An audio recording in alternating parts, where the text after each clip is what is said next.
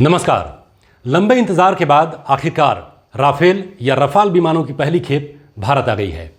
देश भर की मीडिया में ऐसा समय बंधा है जैसे चीन इन 5 विमानों की पहली खेप से ही थर थर कांप रहा है। ये सही है कि रफाल अपने आप में एक अनूठा फाइटर है। तेज रफ्तार, अचूक निशाना इसकी पहचान है। इसके नाम यानी रफाल का मतलब भी होता है तूफान। लेकिन सवाल यह है कि इस तूफान को भारत आते आते 20 साल क्यों लग गए। तो आज जो हम सवाल उठा रहे हैं उस पर हम आगे बढ़ेंगे, लेकिन उसके पहले मैं आपको एक बात बता दूं कि 5 रफाल के आने पर जो हंगामा मचा हुआ है, इसके बीच में ज़रा दोनों सेनाओं की, मतलब भारत और चीन के सेनाओं की एक तुलना आप देख लीजिए तो एक तस्वीर आपके सामने उभर कर आ जाएगी। अगर हम बात करें रक्षा बजट की, तो भारत का जो रक्षा बजट है वो तकरीबन 71 अरब डॉलर का है, जबकि चीन का रक्षा बजट 261 अरब डॉलर का है। सेना की क्षमता की बात करें तो हमारे पास 14,44,000 आर्मी पर्सनल हैं, जबकि चीन के पास 21,83,000। हमारे पास रिजर्व संख्या 21 लाख की है और चीन की 5 लाख, तो यहाँ हमें थोड़ी बढ़त मिलती है। टैंक हमारे पास 4,292, चीन के पास 3,500। बख्तरबंद गाड़ियाँ हमारे पास हैं 8,686, चीन के पास 33,000, तकरीबन 4 गुना। रॉकेट प्रोजेक्टर हमारे पास हैं 266, चीन के पास हैं 10 गुना, 2,650। कॉम्बैट एयरक्राफ्ट हमारे पास हैं 538, चीन के पास हैं ठीक 2 गुना, 1,232। अटैक एयरक्राफ्ट यानी डेडिकेटेड अटैक एयरक्राफ्ट हमारे पास हैं 172, चीन के पास हैं 371, 2 गुना से ज़्यादा। ज़रा नेवल पावर की बात करें तो नेवी के पास सबमरीन है हमारे पास 16, चीन के पास हैं 74, और डिस्ट्रॉयर हमारी नेवी के पास हैं 10 और चीन के पास हैं 36। इसके बाद भी बहुत सारे आंकड़े हैं। हालांकि आप जानते ही हैं कि चीन अपनी सैन्य क्षमता के बारे में कुछ भी खुलकर नहीं बताता है। ये सिप्री है, बहुत बड़ी संस्था है जो पूरी दुनिया में जो सेना की ताकत है उसके बारे में ये संस्था जानकारी रखती है। ये जानकारी उसी के ज़रिए सामने आई है। हालांकि सिप्री का भी ये कहना है कि हम कुछ भी नहीं कह सकते चीन का सैन्य पावर क्या है, उसकी सैन्य क्षमता कितनी है। तो ये एक तुलनात्मक अध्ययन है। ये भी इसमें पूरी जानकारी मैंने भी नहीं दी है, एक छोटी सी लिस्ट दी है, लेकिन आप दोनों सेनाओं की शक्ति जो है उसमें अंतर को साफ आप रख पा रहे होंगे। अब यहाँ से हम चलते हैं राफेल की तरफ और अपने मूल सवाल की तरफ। राफेल की कुछ खासियतें जान लीजिए और फिर हम चर्चा करेंगे अपने मूल सवाल की। रफाल की मारक क्षमता बेजोड़ है। इसकी कुछ खासियतें आप जान लीजिए, 1 मिनट का वक्त लगेगा। ये 2 इंजन वाला लड़ाकू विमान है जो भारतीय वायुसेना की पहली पसंद है। हर तरह के मिशन में इसको भेजा जा सकता है। सिंगल शॉट किल प्रोबेबिलिटी इसकी बहुत ज़्यादा है, यानी एक शॉट में ही ये बिल्कुल अचूक निशाना लगा सकता है। 150 किलोमीटर के बियॉन्ड विजुअल रेंज मिसाइल, यह मतलब हवा से हवा में मार करने वाली मिसाइल है। इसमें आसमान से ज़मीन पर मार करने वाली मिसाइल भी लगी है। इसकी अधिकतम गति 2130 किलोमीटर प्रति घंटा है। इसकी मारक क्षमता 3700 किलोमीटर तक की है, यानी इस्लामाबाद हो या बीजिंग दोनों इसकी रेंज में रहेंगे। यानी जाहिर सी बात है कि अगर ये विमान हमारे वायुसेना के पास आ जाता है तो उसकी क्षमता कई गुना बढ़ जाएगी। ऐसी बहुत सारी खासियतें हैं इसमें, और इन्हीं खासियतों के आधार पर दावा किया जा रहा है कि अब अगर चीन के साथ युद्ध होता है तो चीन चारों खाने चित हो जाएगा। लेकिन सवाल तो यह है कि अभी भी रफाल तो 5 ही आए हैं, इनमें से भी 2 जो हैं वो ट्रेनर एयरक्राफ्ट हैं, तो फिर 3 से हम कितने तीर मारेंगे? सवाल अभी दूसरा है, वो ज़्यादा अहम है, तो नंबरों पर हम बाद में बात करेंगे। पहले जो सवाल इंपॉर्टेंट है, जो हमारा आज का मुद्दा है, वो ये है कि जब करगिल के बाद ही ऐसे किसी फाइटर की ज़रूरत महसूस की जा रही थी तो फिर इसे भारत आने में इतना लंबा वक्त क्यों लग गया, जबकि चीन ने इस पीरियड में अपनी सेना को पूरी तरह बदल डाला है। पिछली सदी के आखिरी दशक में चीन में सेना के आधुनिकीकरण को लेकर बहुत गहरा विचार विमर्श हुआ था और उसके बाद वहाँ की तस्वीर अगले 10 सालों में बदल गई।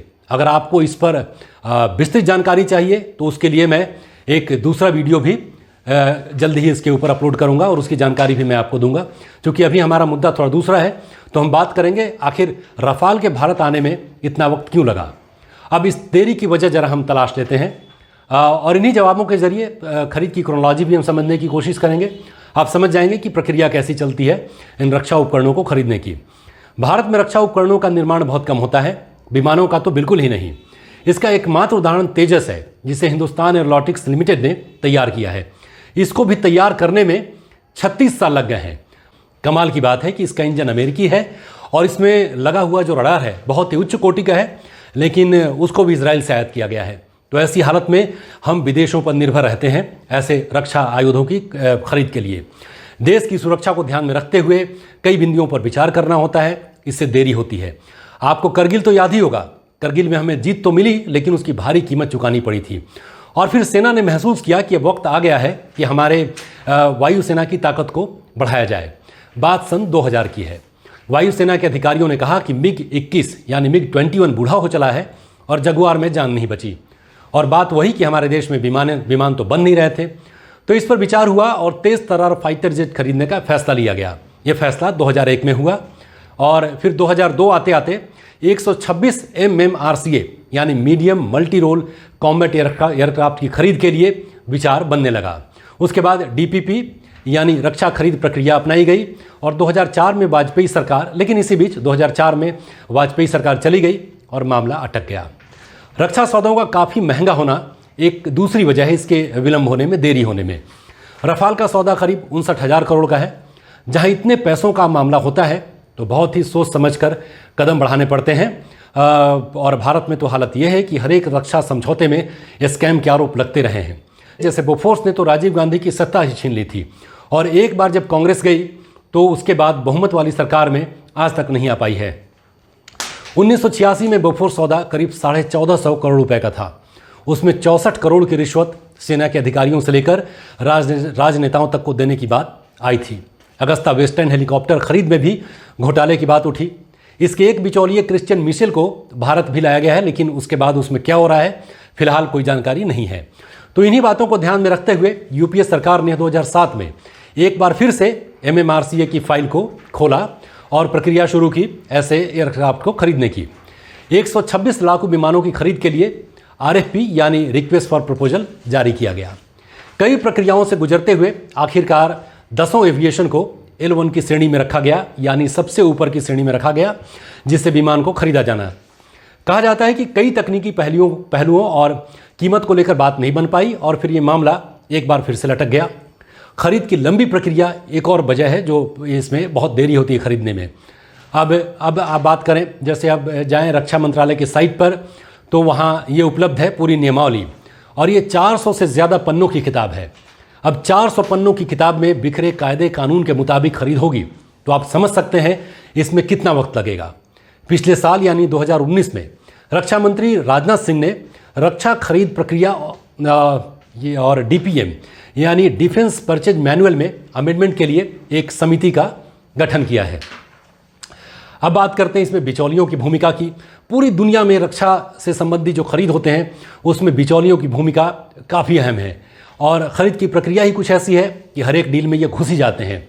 ये राजनेताओं से लेकर सेना के अधिकारियों तक को लालच देते हैं, नेताओं से देश की संसद में सवाल उठाते हैं और हथियारों की खरीद का माहौल बनाते हैं और किसी खास कंपनी के पक्ष में लॉबिंग भी करते हैं। ये सारी बातें पूरी प्रक्रिया को पेचीदा बनाती हैं। बात बोफोर्स से अगर शुरू करते हैं तो वहाँ भी बहुत सारी बातें उठी थी। उसमें ओक्टावियो क्वात्रोची का नाम खूब उछला, उसकी वजह रही उसका इटालियन होना। इसमें विन चड्ढा और हिंदुजा बंधुओं का भी नाम आया। अगस्ता वेस्टलैंड हेलीकॉप्टर समझौता भी यूपीए सरकार के दौरान हुआ था और इसमें भी बिचौलिए की भूमिका पर सवाल उठे और एक बिचौलिए क्रिश्चियन मिशेल को भारत लाया गया है। अब उसमें आगे कार्रवाई होगी। अभी तक के जितने भी रक्षा सौदे हुए हैं उसमें जहां भी किकबैक की बात या स्कैम की बात उठी है उसमें कहीं भी अभी तक कुछ भी साबित नहीं हो पाया है। अब सबसे अहम बात जो भारत के लिए है वह है सियासत। चूँकि देश की रक्षा का मामला बहुत ही संवेदनशील होता है, लिहाजा इस पर सियासत होना भी तय है। बोफोर्स के मामले में भी हुआ था और वैसे एक बात बता दूं कि बोफोर्स तोपों ने ही कारगिल में जीत दिलाई थी। पाकिस्तानी लेखिका नसीमा जहरा अपनी किताब फ्रॉम करगिल टू द कू में लिखती हैं कि बोफोर्स तोपों ने पाकिस्तानी चौकियों का चूरा बना दिया था, लेकिन वीपी सिंह ने इन्हीं बोफोर्स तोपों में 64 करोड़ की रिश्वत का मामला कुछ इस तरह उछाला कि राजीव गांधी की सरकार गिर गई और कांग्रेस फिर कभी बहुमत की सरकार नहीं बना पाई। यह अलग बात है कि बोफोर्स घोटाले में एक भी आरोप अभी तक साबित नहीं हो पाया है और सुप्रीम कोर्ट ने भी आखिरी बार इसकी सुनवाई को आगे जारी करने से मना कर दिया। यह सियासत ही है कि यूपीए सरकार में रक्षा मंत्री रहे AK एंटनी ने 5 मार्च 2019 को दिल्ली में एक प्रेस कॉन्फ्रेंस बुलाकर आरोप लगाया कि वाजपेयी और नरेंद्र मोदी की NDA सरकार की वजह से रफाल विमानों के सौदे में देरी हुई। उन्होंने आरोप लगाया कि वाजपेयी सरकार ये तय नहीं कर पाई कि विमान का सौदा एक कंपनी से किया जाए या फिर कई कंपनियों से। वैसे एंटनी ये भूल गए कि वाजपेयी सरकार तो विमान खरीदने की सहमति बनने के बाद सिर्फ 1.5 साल ही शासन में रह पाई थी, जबकि यूपीए सरकार तो 10 साल लगातार शासन में थी। तो इस दौरान उन्होंने इस प्रक्रिया को तेज करने की कोशिश क्यों नहीं की? इसके जवाब में एंटनी कहते हैं कि दरअसल 2011 में सुब्रमण्यम स्वामी और यशवंत सिन्हा ने पत्र लिखकर शिकायत की थी कि सौदे में पारदर्शिता नहीं है, इसीलिए जांच का आदेश देना पड़ा और मामला फंसता चला गया। ऐसे में एंटनी साहब क्या ये बता पाएंगे कि अगर ऐसी शिकायतों का निवारण करने के लिए सौदे अगर टाले जाते रहे जो देश हित में होते हैं, तो फिर ऐसे तो कोई भी सौदा पूरा नहीं हुआ? क्या ऐसा नहीं मुमकिन है कि हम सौदे पूरे कर लें? अगर किसी को डाउट है वो सुप्रीम कोर्ट का रास्ता अपनाए, वो संसद में बात उठाए और देश की सुरक्षा खतरे में न पड़े।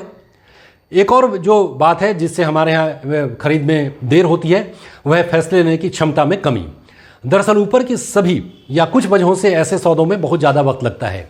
एक एंटनी का जो तर्क है वो इशारा करता है कि दरअसल ये मामला फैसले लेने की क्षमता में कमी का था। अगर उनकी प्रक्रिया सही थी, उसमें कहीं भी किसी तरीके के घोटाले की उम्मीद नहीं थी, तो सौदा होने देना चाहिए था। और अगर जांच किसी को ज़रूरी लगती थी तो जांच भी चलती रहती। मौजूदा प्रधानमंत्री नरेंद्र मोदी फैसले लेने के लिए जाने जाते हैं। यही वजह है कि सबको चौंकाते हुए उन्होंने 10 अप्रैल 2015 को फ्रांस के राष्ट्रपति फ्रांसवा होलांद के साथ डील का ऐलान कर दिया। अभी बहुत लोगों को नहीं पता था कि ये डील की प्रक्रिया आखिर किस चरण में पहुंची है। इस पर भी लंबी राजनीति हुई, सैकड़ों सवाल हुए। हालांकि सौदे के बावजूद भी 5 साल लग गए राफाल को भारत आने में। लेकिन एक परिवर्तन तो हुआ है। मोदी के इन्हीं फैसलों की वजह से पिछले कुछ साल में ऐसे रक्षा समझौते हुए हैं जो दक्षिण एशिया की जियोपॉलिटिकल क्लाइमेट में अहम भूमिका निभाने वाले हैं। अगर आपको इन सौदों के बारे में जानकारी लेनी है तो एक और वीडियो मैं अपलोड कर रहा हूं, आप उसको देखिए, आपको पूरी तस्वीर पता चल जाएगी। ये वीडियो ऐसे भी बहुत लंबा हो गया है, तो वो सारी बातें मैं इसमें नहीं कर रहा हूँ। हाँ, वीडियो पसंद आया हो तो इन्हीं मुद्दों पर कुछ और वीडियो देखिए। मेरे चैनल को सब्सक्राइब कीजिए और बेल आइकन को ज़रूर दबाइए, जैसी गुजारिश मैं हमेशा आपसे करता हूँ। इस वीडियो को देखने के लिए आपका बहुत बहुत शुक्रिया। नमस्कार।